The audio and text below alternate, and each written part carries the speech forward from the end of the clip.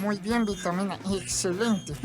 Pero la próxima, que Prudencio no lo ayude, ¿sí? Uy, sí, mi hijo, usted está muy gordo. Zootecnia. Descubriendo tu lado animal. Vitamina, pendiente. Pues la pregunta que sigue. Hola, Doc. Quisiera saber si un hombre que se le baja en el acto significa que no me ama. Uy, qué pena. Papi, eso es conocido mundialmente como el gatillazo, bojudo o el flácido.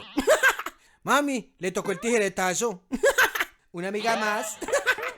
Vitamina, es bien importante entender que el placer sexual y el amor son cosas distintas. Los problemas amorosos no se resuelven teniendo relaciones sexuales. Y por tener relaciones sexuales con alguien no me van a amar más. Eso es clarísimo.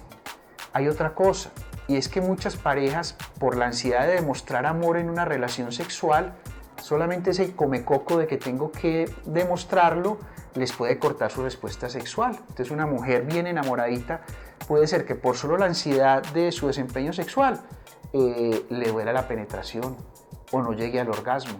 Y lo mismo un hombre, solamente por demostrarle a su pareja que le ama, eso se le puede convertir en ansiedad y cortar la respuesta de erección. Entonces tener una erección débil o perderla, o demorarse en eyacular o no eyacular.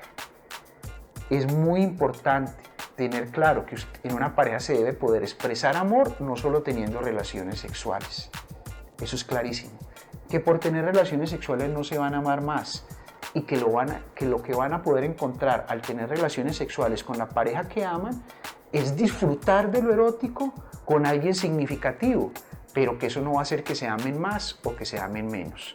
Si juntan las dos cosas puede haber tanta ansiedad que entonces la respuesta sexual no fluya y el hombre tenga problemas de erección, de control de la eyaculación, o que la mujer no disfrute y no llegue al orgasmo. Ah, eso, doctor. Bueno, y si de pronto a uno le llegara a pasar, pues, no es que a mí me pase, pero uno nunca sabe, alguien que nos esté viendo y comparta los videos, le pueda pasar. Quisiera escuchar a la doctora qué nos puede aconsejar.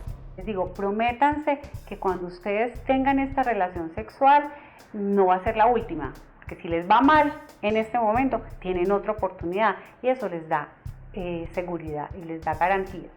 Ah, qué buen consejo, doctora. Y es que en juego largo hay desquite. ¿Y qué otras cosas deberíamos tener en cuenta? Pues, si les llegara a pasar a un amigo. Hay otros factores externos, como por ejemplo el hecho de que no sea el momento adecuado, no sea el espacio adecuado.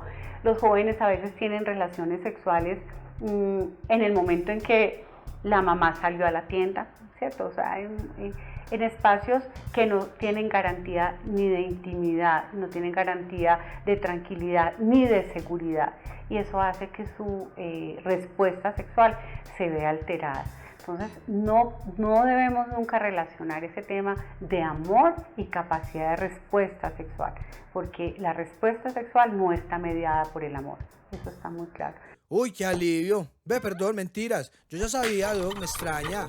Gracias, Doc, son los mejores. Recuerden compartir y dejarnos sus comentarios. La buena, se les quiere. Este contenido fue financiado con recursos del Ministerio de las TIC.